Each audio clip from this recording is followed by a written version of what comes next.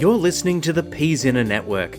For more great podcasts, go to peasinner.com.au. Spoiler alert. I mean, honestly, if you listen to this podcast, spoilers. Spoilers.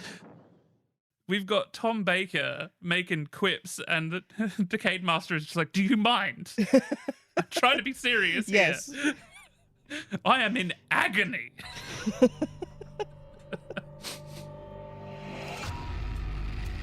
People of the universe, please attend carefully. The message which follows is of vital importance to you all. We present to you a case study of one of the most dangerous minds in the universe. A history of the lives and times of the renegade Time Lord known as the Master. The Master. Call me Master. The choice is simple. Join us and continue listening, or face total annihilation. Listen. They are the Master, and you will obey them. You will obey me. Please attend carefully.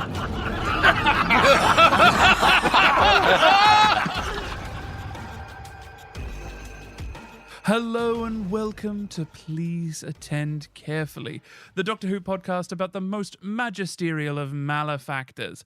I'm Ciarán Moffatt. I'm Amber Patrick. And each week we bring you a chapter from the lives and times of the renegade Time Lord, known universally as the Master.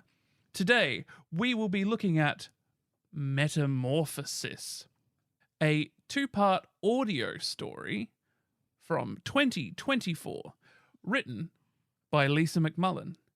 Amber, tell us, what is it about? The people of the planet Jaxus are vanishing. When the Doctor and his friends land, Naomi is snatched away by mysterious fog and taken to a prison run by a very old foe of the Doctor's. The Master is here and, as ever, has a sinister scheme underway. But neither Naomi nor Harry know who he is. Can the Doctor stop his plans and rescue the prisoners? Or will his companions inadvertently aid his enemies' plans? So, Lisa McMullin, you love to see her. we love to see Lisa McMullin. She understands the Doctor. She understands the Lumiat. She understands the Master. She understands all of these characters. Directed by Nicholas Briggs. Brilliant, of course. Yep. Knows what he's doing. So, interesting. So, what Big Finish has been doing lately has been, like, if it's a classic story, like if it's a classic box set, it has been 6 half-hour episodes, around there. So if you listened recently to the 7th Doctor, The Last Day, Part 1, or the 6th Doctor, The Quinn Dilemma, these are all 6-episode stories. Mm-hmm. The last 4th Doctor box set had 6 episodes. It was a 4-part story about the Sea Devils and then a 2-part story about something else. And this box set is 3 2-part stories, which is something we never see with the 4th Doctor.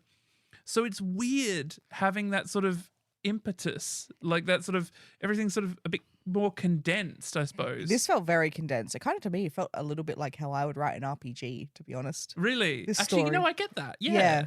It was really great. And to be honest, I think it might be I think I might consider adapting this, because my party don't listen to Big Finish, so I might even adapt this story for them. I think they'd find that fun. It's got some great...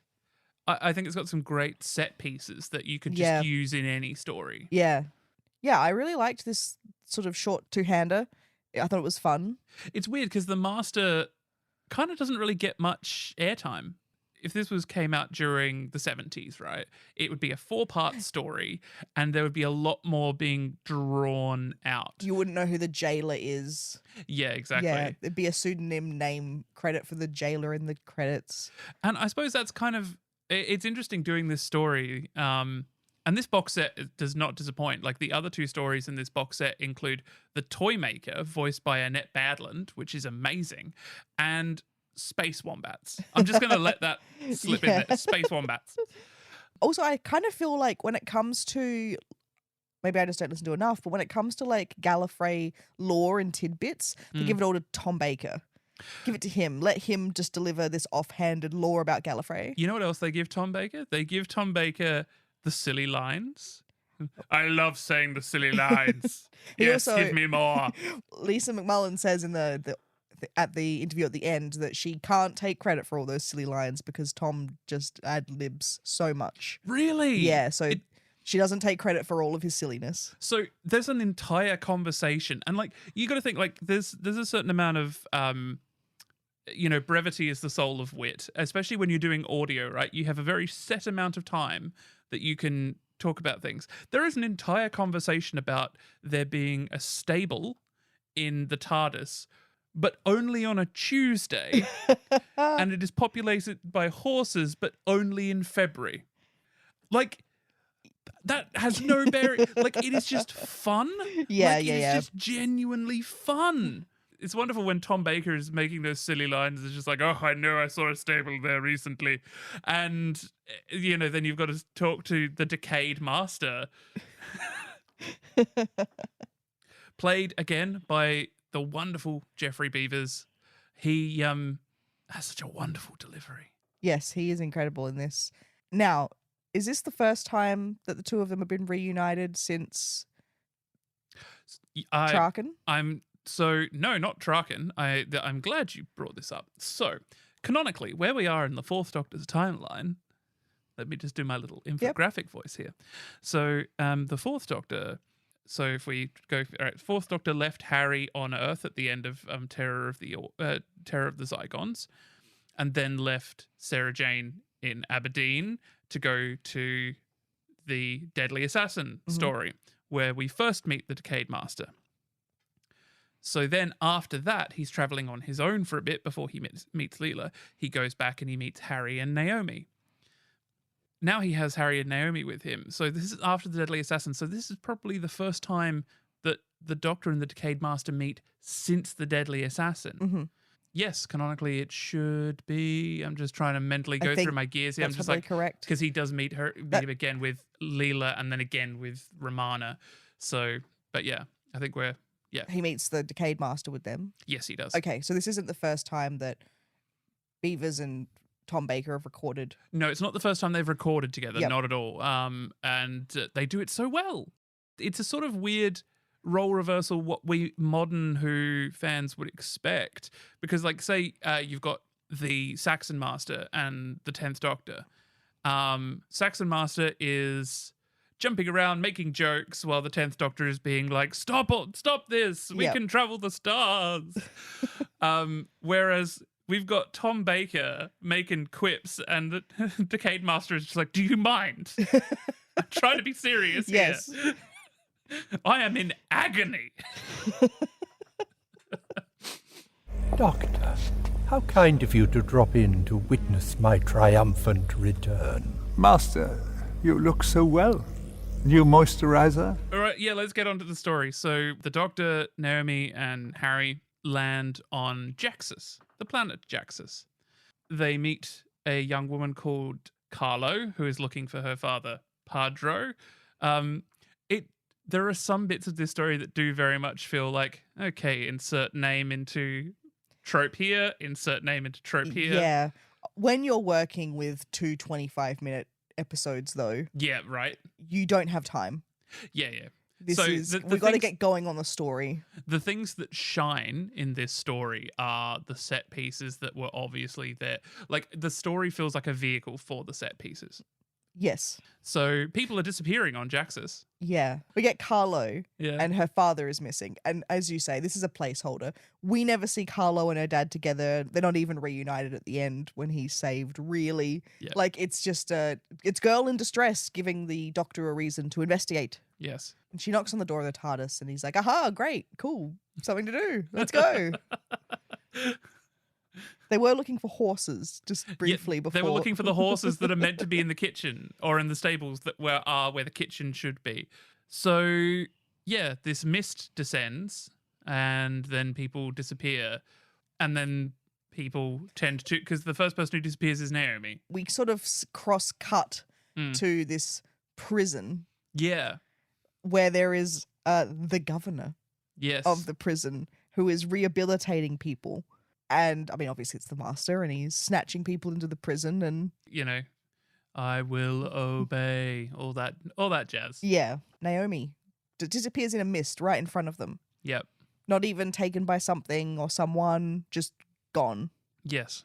And then she turns up in a tube in the prison. As I mentioned earlier, her and Harry don't know the Master.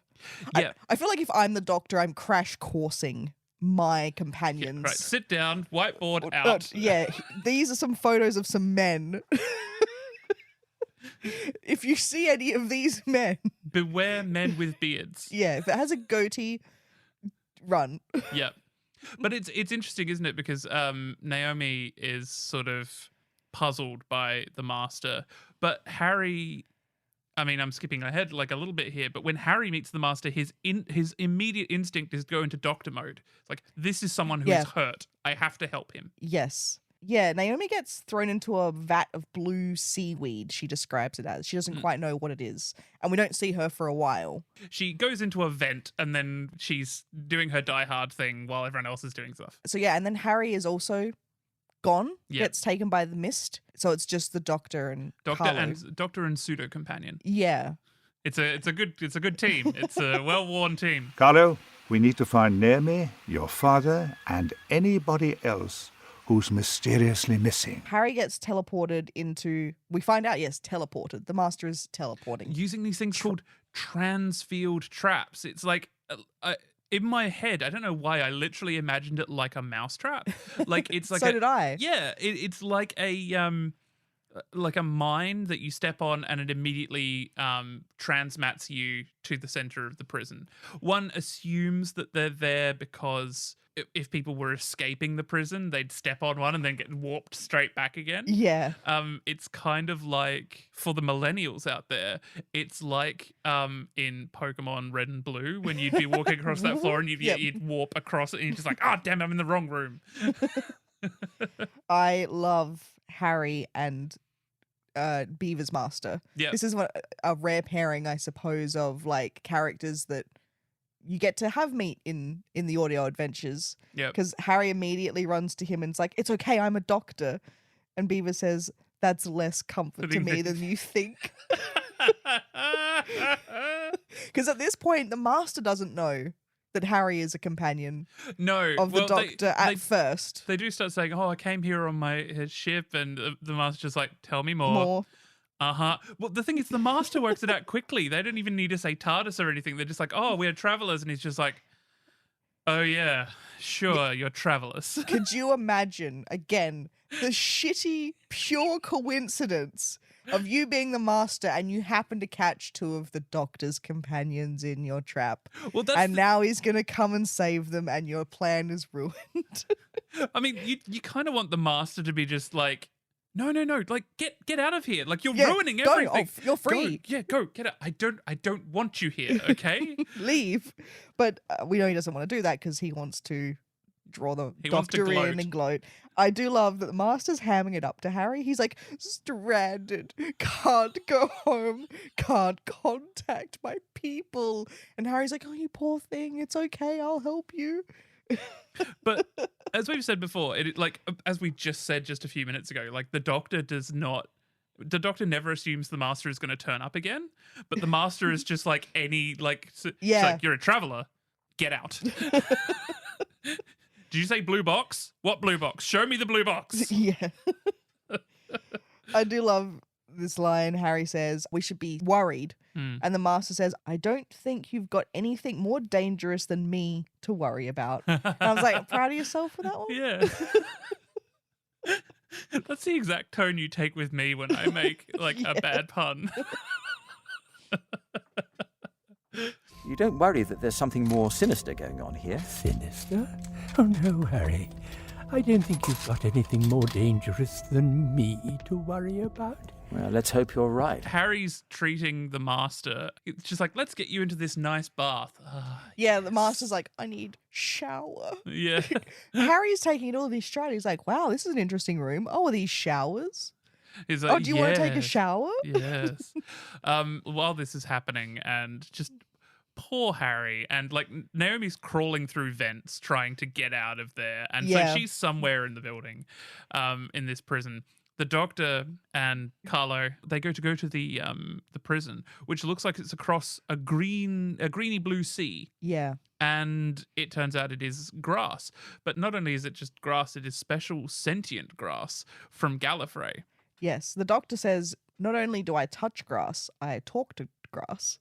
Yes, I talk to grass, I talk baby, I talk horse. We get a real classic Who moment here where they decide they've got to go across the grass ocean and they climb into it. Yeah. And it starts wrapping around them and like grabbing them, and it's like the mid-episode stinger. Yeah.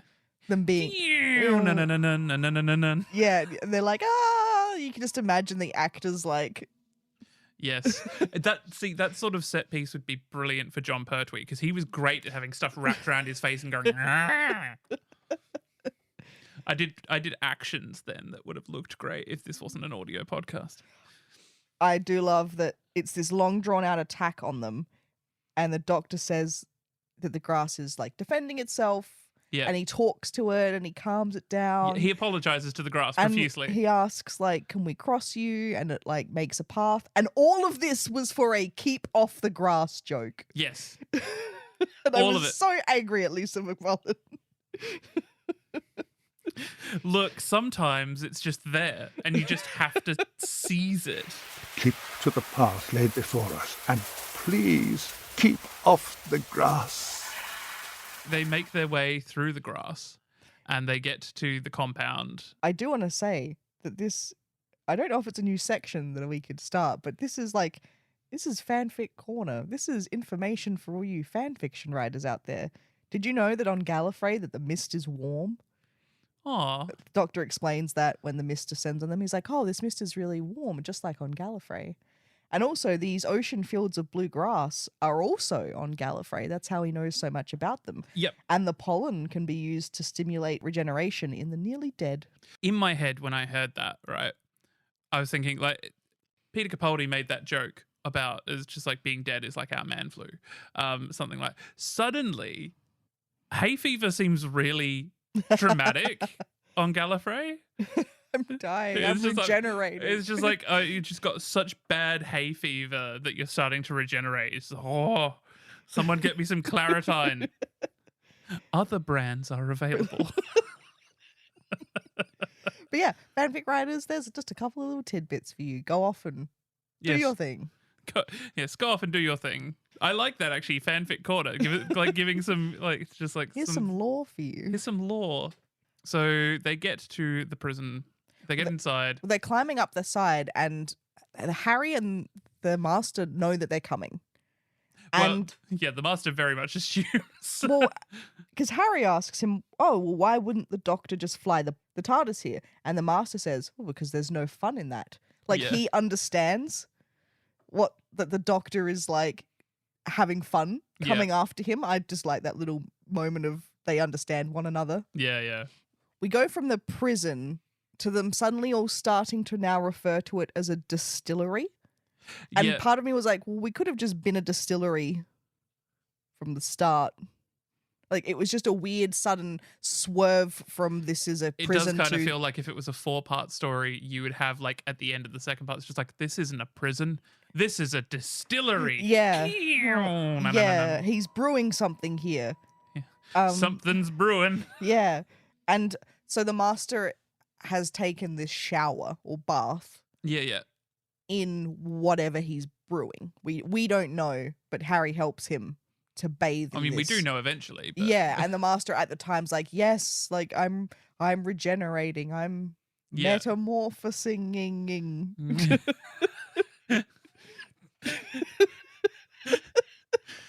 The part of the Master was played by one of the Gumbies from Monty Python briefly. Actually, Nicholas Briggs says that that's the inspiration he used to play the guard in the prison. Oh, really? One of the Gumbies? Yeah. First, take a bunch of flowers. Pretty begonias, irises, freesias, and climanthisms. Then, arrange them nicely in a vase. Oh, get in! So, we see the Master regresses back into presumably his human Yes, he's back to looking like Geoffrey Beevers. Yes, he looks like Geoffrey Beevers, but not scarred and decayed, which is a really interesting move from Big Finish. Yeah. Like the whole episode kind of pays off to this, but they don't really focus on it much. Like he goes back to he is the Decayed Master, but not decayed anymore. He is that regeneration. Which is interesting if you think about it, that this is after Pratt, who played the deadly assassin version of this master. He hasn't seen, and he never sees another version of the Decayed Master. Well, except for in Big Finish, I suppose he sees him. This is the thing about the Decayed Master. We've kind of already Big Finish is already put in the Day of the Master, and the Decayed Master says, "I have tried so many things to prolong my life, to go back to what I was." So we know this isn't going to last, but it is an interesting thing to put it there. We get a little line where he says something along the lines of, "I wish it had been distilled longer, but I'll take what I can get." Yeah. Which is their that's their out. But that one line. Yeah, the Doctor meets up with Naomi. And she falls out of a vent onto him. Yeah. Make way for Willie! Yeah, and then so it's this. So this stuff that's been distilled. It's the grass, right? It's the grass. It's the pollen. It's regeneration. It's He says it's incredible. He figures out what's going on, and he says he's using the ocean grass to distill himself a metempsychosis compound. It puts an old soul into a new body. If he bathes in the liquid, it'll give him power to resist regeneration without ever dying, and he will get stronger and stronger and immortal and supreme. But that didn't happen. But then again, maybe it did, because let's face it, all the things that the Master has done to, maybe this is the catalyst, right? Maybe this is what starts the Master being able to handle the deathworm morphants and all of the other things that the cheetah power, all of these things that he tries to do to regain his lives. Yeah, it's a really cool because he succeeds. It's also a not completely like he'd like to, but Harry still helps him enough that he kind of does get what he wants. Yes. And he does hypnotize Harry so that when the Doctor comes into the room, he's like, Harry's pointing a gun at Naomi now. Yep. So you'll do what I say. But of course, it's the old, you can't hypnotize someone to do something that they wouldn't normally do. Well, Naomi does say that, and the Doctor's like, the Master can do that. Which is odd. No. If anyone can, it's him. Sorry. It's, this scene I sort of love because a few things happen. I love that Harry has helped him, and the Doctor is about to, storm the prison, the distillery thing.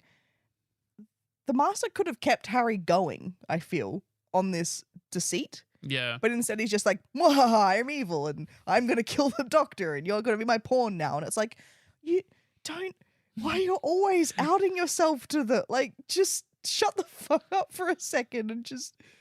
I mean, look, is Harry going to... what's going to happen, I suppose, if the Doctor comes in and the Master's there? It's just like, oh, I'm so old. And the Doctor's just like, no, he's not. He's pure evil. Yeah. That was more Matt Berry than Tom Baker.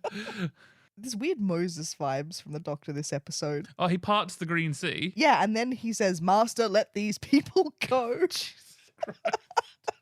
And I was like, what's going on with the two Moses references? I think it's just a completely coincidence, but I thought it was funny. So the Master's reveals as well now. So the next part of his plan, he's going to bathe the prisoners that he's captured from this planet Jaxus into the water. Oh, yeah. By the way, guys, he was the one who was capturing everyone, just in case you didn't realize. He's captured almost everyone on the planet. So he's going to bathe them all in this liquid and make basically super soldiers that are immortal and will apparently become even more powerful than the Time Lords. And the Master says, it's bath time for my brave little soldiers. And I was like, what the fuck's going on? Not since Bathe Me in Unguents have we had a line this camp. What do you mean? Why are you talking like that? Something like Hamlet, something is rotten in the state of Denmark. Something is off at Big Finish. Like today, they announced the release of a new Second Doctor story today, Operation Werewolf, and literally on Instagram, the caption started with "uwu," and I was like, "What is going on? You are a international multimedia company. What is going on?" But I love it's bath time for my brave little soldiers. Yeah. Like it's in keeping, I suppose. Like I've got no problem with the line. It threw me when these really particular lines come out and the way that all the masters seem to deliver them. Yeah. I guess it could be attributed to Mark. It's bath time for my brave little soldiers. It wouldn't work, would it? Yeah, it could just be more of a case of perhaps Mark Gatiss takes inspiration from the previous masters in the way he then portrays. Or Mark Gatiss is just very camp. Yeah, that's true as well. I could imagine McQueen delivering this time. Bath time for my little soldiers. Yes. Like there are particular masters that the thread is on the campness runs through, and I feel a new Tumblr like tier list coming on. Who can say the phrase "It's bath time for my brave little soldiers"? Something camp. Like, what is the level of camp for masters? Yeah. It's bath time for my brave little soldiers. Once that lever is pulled, the metempsychosis compound will start to fill every chamber. And he says he wants the Doctor to be complicit in this. So he's like, "Doctor, you're going to pull the lever that starts bathing them in the water." Wrong lever! But my thing is, don't let him near the lever. Come on. Don't let him do that. Like, don't invite him in near the machinery. Yeah. Like, this Doctor doesn't do any. Like, if it was 12, I think, then 12 would have done something quick and, like, clever with the machinery as he was asked. Oh, like when he gets knocked down and he lands on the keyboard and goes... Yeah, but it's just like, don't let him anywhere near it, Master. Like... So the water starts filling up in these vats, and it's filling, and they say it's going to take 10 minutes for it to fill completely. I've lived in a flat with water pressure like that. Just sadly standing in the shower.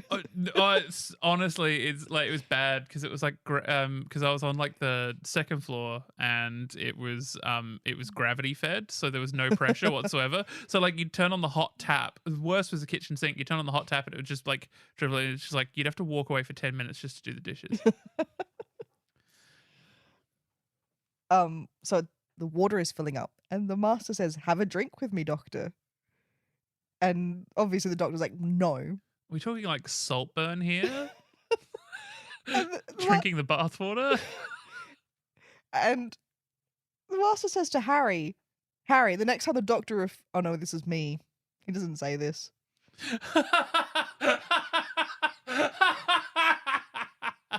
I wrote in quotes. What did you I write? wrote, "Harry, the next time the Doctor refuses to go on a date with me, shoot him." And Harry goes, "Yes, Master." But it's not far from the truth. He's basically like, the next time the Doctor refuses a request of mine, you'll shoot him. Put it in inverted commas, not No. not quotation marks. No, it's how I remember it. Jesus, this is like first episode back doing this. Okay, carry on. But of course, so they have a drink. But of course, then the Doctor is going to foil his plan. Like he can't let these people become these super soldiers. He's going to do something about it. And we get a psychic hypnotism off. As is often the case. Yeah. So, and the Doctor says, "Anything you can do, I can do kinda." I can do anything kinder than you. No, you can't. Yes, I can. No, you can't. It's pretty good. So yeah, the Doctor suddenly he forces, well, he doesn't force Harry, he helps Harry to break out of the Master's hypnotism, and Harry drops the staser that he's holding, and which means Naomi is no longer having a gun pointed at her. Can I just say, this Decayed Master, he was like, he left Gallifrey well supplied because he's always carrying a staser. Yeah. He's no tissue compression elimination is just like, no, just a gun, just a staser. I will kill you. I'm not fucking about. You're not getting small. I'm not making you old or young or anything. I'm just killing you. Well, he's old and he's constantly in pain. He just needs to get to the business of just. It's just like he's not bending down to pick up tiny little miniature people. He's just killing them. Yeah. But he did in the Deadly Assassin, but that was largely specifically so the Doctor could find them. One day we will actually get to the Deadly Assassin. Yeah. Yeah, I think we talked about this in Jago and Lightfoot where they're like, oh, we're going to stop you. And he's like, yeah, well, I've got a gun. Yeah. You know what? I'm just sick of this. Gun now. Bye. And Naomi grabs the staser and she shoots the vats that all of the prisoners are in. Right. And so all the water runs out and wastes it. And, we get the whole, you always have to have Beevers doing a no. Like, No. Yeah. He doesn't actually sound like that. But no, that's a direct clip, actually. That's a, no. And then the Doctor grabs one of the traps. What are they called? Oh, the Transfield traps. Yeah, and throws it at him. Mind you, Transfield does kind of sound like a freight company. And yeah, he throws the Transfield trap at the Master. And he disappears. Yep. And he set it for Gallifrey? Yeah. He's just sent the Master back to Gallifrey. Yeah, he says, I'll leave it for the President to deal with you. Or he says that he can explain himself to the President.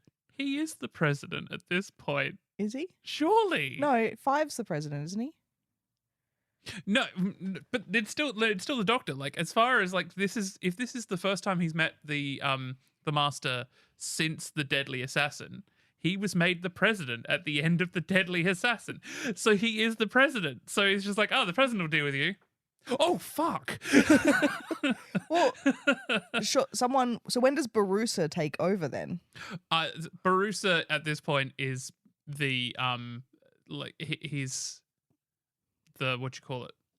Chancellor. No. Like he's the president in Elect? situ. Oh, yeah. Yeah. So like the Doctor is the president, I'm pretty sure, at the end of this. Because then the Doctor goes back with Leela in the Invasion of Time, and right. I claim the presidentship. I am the president. This, that, the other. And basically, yeah, he just see. This is the thing. Like the Five Doctors is entirely the Doctor's fault, because he just keeps he's just like, I'm the president, but I'm going to leave this megalomaniac in charge until I get back, which he keeps doing. Yep. So presumably it is Barusa. Yeah, like Barusa, the president in inverted commas. Yeah. I did like Lisa McMullin says that she thinks that they probably gave the Master a good kicking when he gets back. And I took that literally. Just they all run up to him and just start kicking him. Imagine the scene from Office Space with the printer, but with the Master on Gallifrey. They all just he suddenly all in the robes and like collars. Yeah, they're all holding Parliament. I guess they're holding Parliament or whatever it's called. They're holding office. High Council. Whatever. Yeah, they're all there. The Master suddenly gets transported. Middle of the Panopticon. Yeah, there. They all just look at one another and hoik up their robes and run forward and just start kicking him. Back up in your ass with the resurrection. Is the group harder than an erection that shows no affection? They wanna ban us. And that's where it ends. That is where it ends. And sorry, it doesn't end. We end on the townsfolk. They're like, what's going to happen to them, Doctor? He's like, oh, well, they got up to their knees in the serum. So they're probably going to be dancers, tightrope walkers, football players. It's a bit glib, isn't it? It's sort of it's the reverse Achilles, isn't it? Yeah, just really strong feet. Just a really powerful foot economy. A powerful foot economy. Yeah. And yeah, that is where... Yep, that is where it ends. Where it ends. The Master, in our continuity of keeping up with where he is gone to the Panopticon, surrounded by the High Council of Gallifrey. Yep. Who knows what they do with him from there? He just escapes again, I suppose. Yeah. He'll get out of there somehow. I mean, he'll kill someone, steal a TARDIS, and leave. And basically, the Doctor's just given him a new lease on life, I think. Yeah, that's probably one of the worst places you can send him. Send him to a moon with nothing on it. But he wants him to escape and be around to do more fun stuff. Need more fun times with the Master. It's not him, it's the Daleks and the Cybermen. I think that this one was really fun for... It's short and sweet. Yep. And the two of them are clearly having so much fun together. There's no real danger. So the Master isn't killing anyone in this one. He's not directly, like, threatening lives and things. He's trying to make himself more powerful.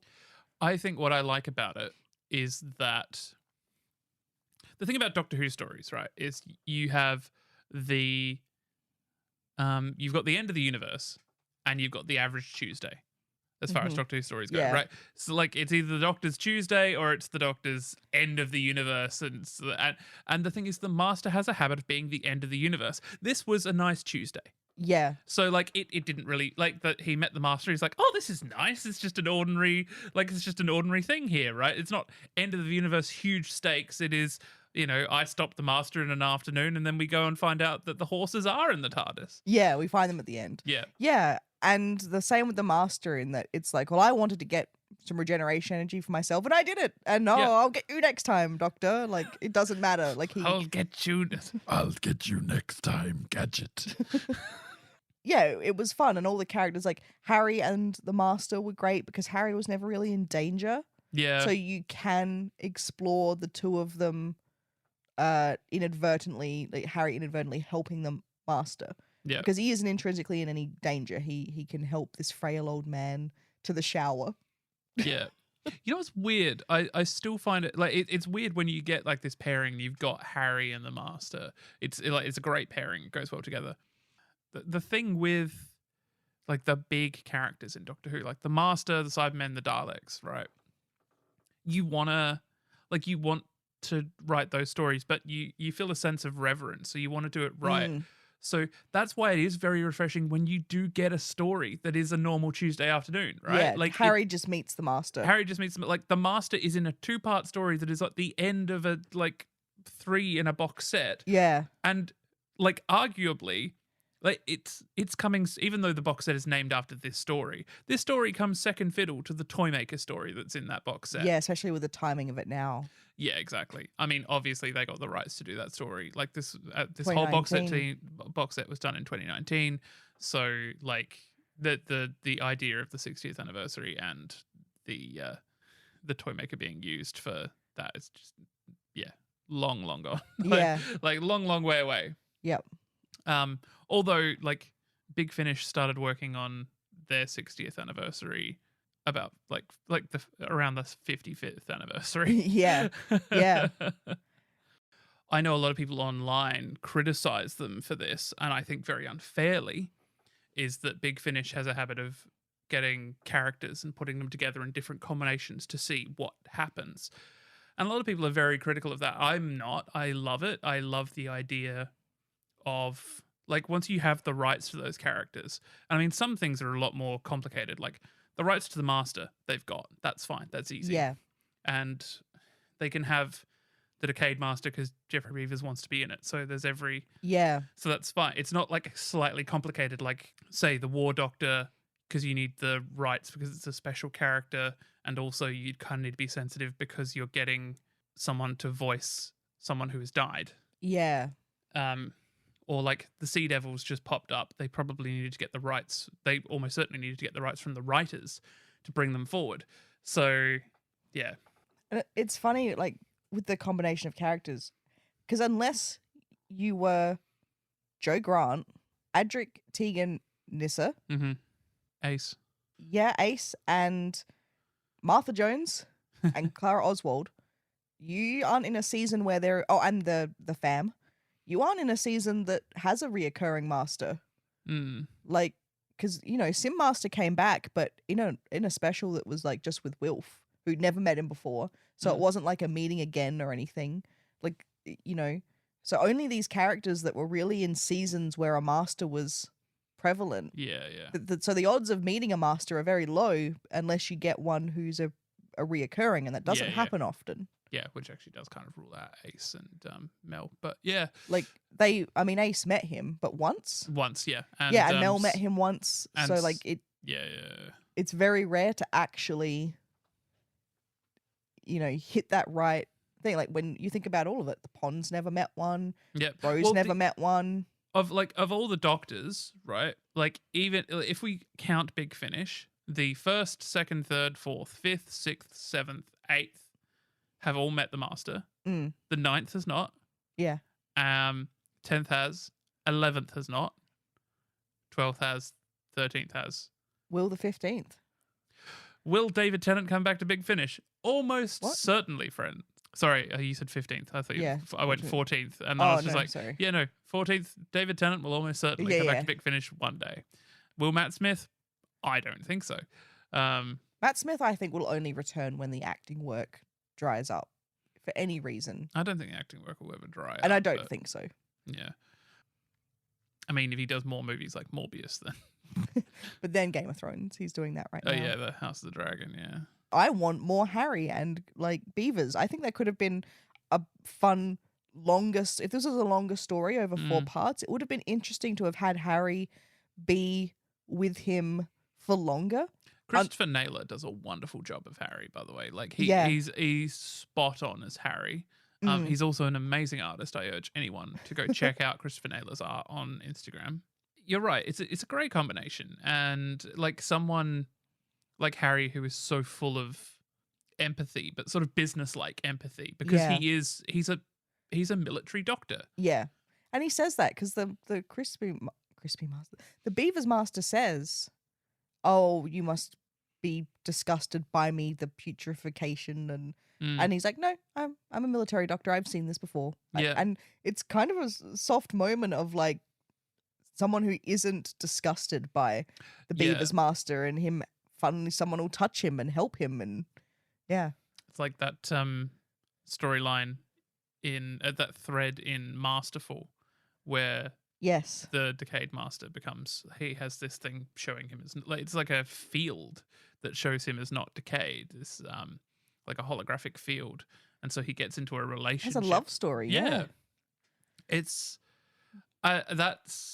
it's interesting, isn't it? Like, because I suppose in the 2024, like 21st century, especially when we, like, for example, we look at the Davros argument, right? Like showing someone as being deformed, as being part of their evil. Yeah. Whereas the Decayed Master, I think, is handled so well that the Decayed Master, he's never evil because of his injury. If anything, he's treated like his injury is treated as more of a tragic, John Merrick Elephant Man sort of character.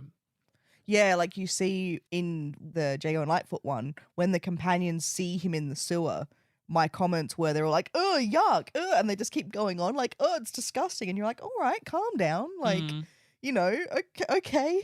It's a tragedy kind of thing, and yes, all his plans are based on trying to heal himself. Yeah. However, when Ainley is also in that role, and also Roberts is in that role, they are still attempting to extend their lives and drain energy from things, despite the fact that they are physically fine. Yeah. Like, that thread is not saved just for Beevers. No.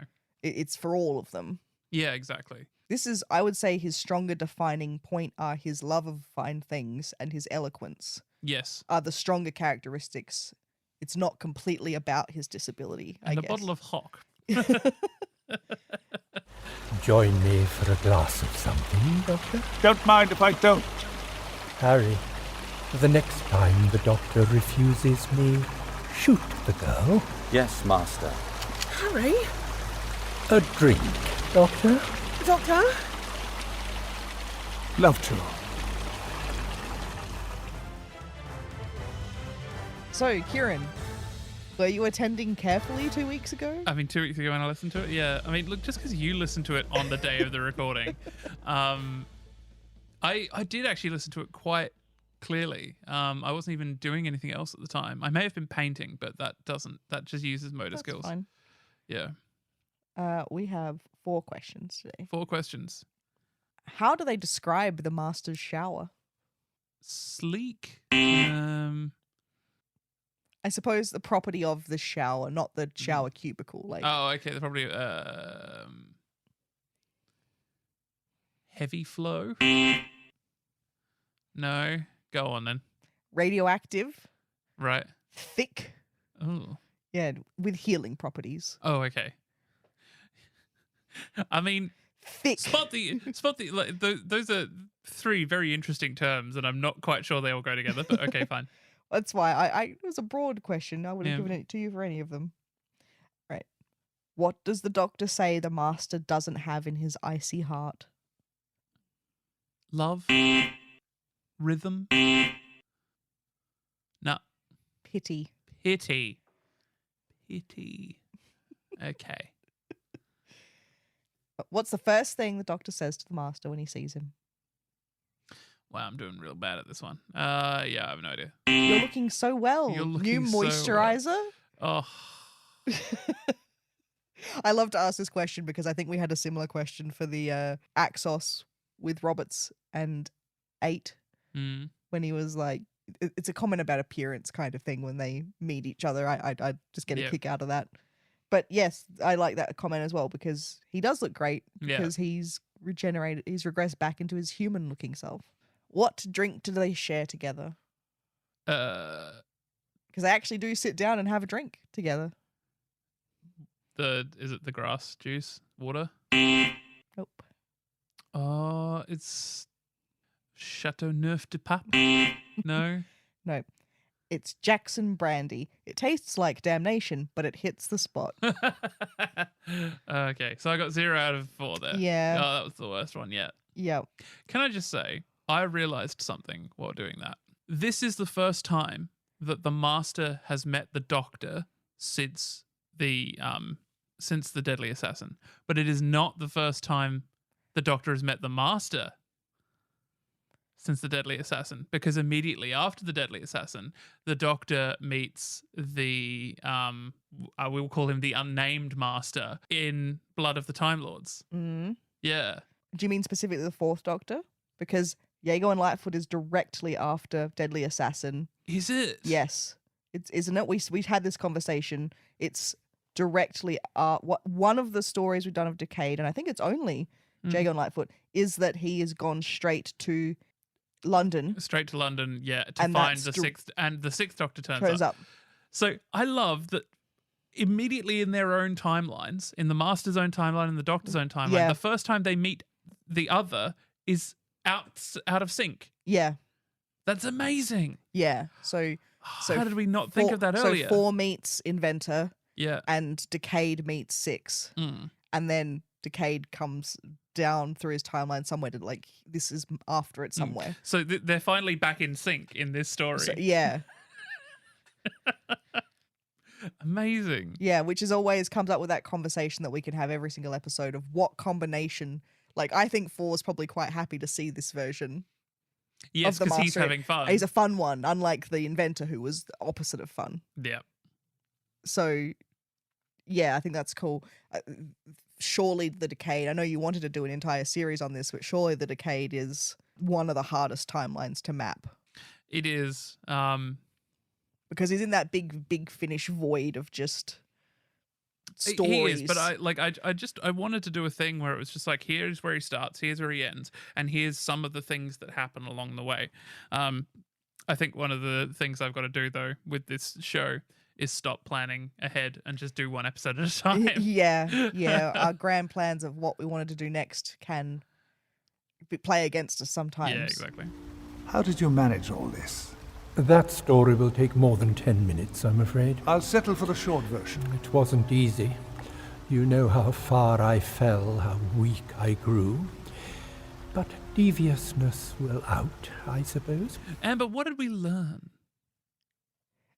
I don't know how much we learn in this one. We learned that the Master does get his body back. Yes, just that's at true. least briefly. Yes, he's healed himself for now. We know that it won't last, but he has found a way. I'd come back, to be honest. I mean, I'd just Just go back. I'd go steal a Wait for TARDIS from the TARDIS bay and fly on back and just go again. It's like it's like Dracula rising from the grave, like the dust coming back together. Like that episode of Buffy where he starts coming back together and she's just like, I'm still here. And he's down again. Just like wait. The Doctor's not coming back to a second planet like again. Yeah, it's just like, been here once. Yeah. So I would just, be careful about who I kidnap this time and try again. We learnt tiny little bits of lore about Gallifrey. They have this oceanic blue grass and they have with pollen that can, regenerate people. And they've got warm mist. One thing that kind of annoys me about Gallifrey is all this sort of poetic stuff about the landscape. The mountains are purple and the trees have silver leaves and the grass is blue and the seas are orange and all the clouds are puce. We've just written our next sketch, which is pissed off English student inside in Gallifrey. It's just like if you want to romanticize an alien landscape, don't just change the color of the things well, that are the there. temperature too. The mist is warm on Gallifrey. The mist is warm. Temperate mist, which is the name of my new fragrance that's coming out soon. Temperate mist. Temperate mist. Yeah, I would say that there's just those few things. I don't think this is an episode for learning. It's an episode for having fun. As I said, it's a Tuesday afternoon. It's fun. Yeah, I think if you are a show watcher who's maybe never really gotten into, even on the show, there's only a couple of episodes. So if you don't know who the Beevers Master really is, I think this could be a really fun starting point because you could just listen to this episode. You don't need any prior information. And you could just hear him having a fun time performing the character, and it's a pretty good snapshot of the character. Yeah, I would be surprised if we didn't get him as part of the Dark Gallifrey, because he could be quite good getting a real dark version of this character. Like actually focusing just solely on him, because it's something like unlike other masters, he hasn't had his own series. Yeah, like just having something. I guess it depends how up for that Beevers is. I feel like he would be. I mean, he every time he's in Big Finish. He does Big Finish almost as much as Derek Jacobi. He's just in other stories, not his own stories. Yeah. Plus, of course, we haven't had the rest of Dark Gallifrey unveiled yet, so we only know for sure that we like Morbius, the War Master. Missy. Yeah, I'm pretty sure they've already confirmed Missy. Yeah. But yeah, like that leaves, because there's meant to be 12 or something. Yeah. Like 12 different stories. Great to see him get his own story. Yeah. We also learned that, I mean, no matter when or where this master is, he's got some kind of, he's got the bottle of brandy. Yeah. He's got some kind of. So what, you think he lands in the middle of the Panopticon and Molotovs? No, I think he lands and he's like, right, now to capture someone. Who to capture? Ah, that person coming out of the liquor store with their grocery bag. That'll do. Give me your clothes. And also your booze. That's it. That's all for this episode of Please Attend Carefully. Thank you so much for listening. We hope that with each new installment, you come to understand, appreciate, and maybe even obey the Master. Don't forget to follow or subscribe to be updated on new episodes. We'd also love to hear from you. Amber, how can listeners get in contact with us? They can email us at pleaseattendcarefully@gmail.com. Send us an ask on Tumblr, Please Attend Carefully. Follow us on Instagram at Please Attend Carefully. That's right. I've been Ciarán. I've been Amber. Until next time. We hope you'll be tuning in. After all, it can't hurt you to listen, can it?